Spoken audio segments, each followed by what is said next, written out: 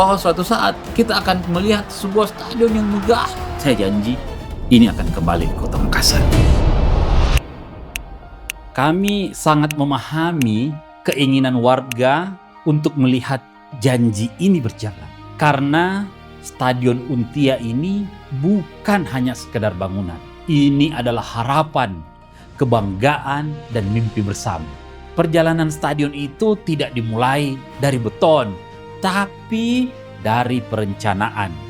Akhir Desember 2025, studi kelayakan dan master plan telah dituntaskan.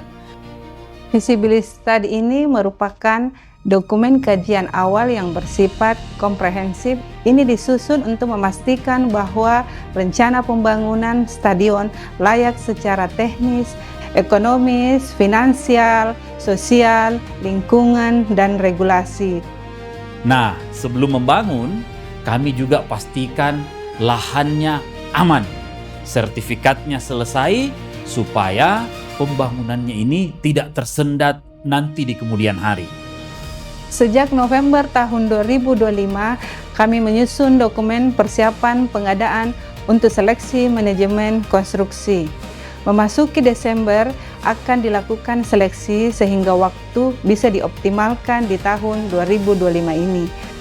Dan tentu tahun 2026 ini adalah tahun ketika stadion ini benar-benar memasuki tahapan pembangunan.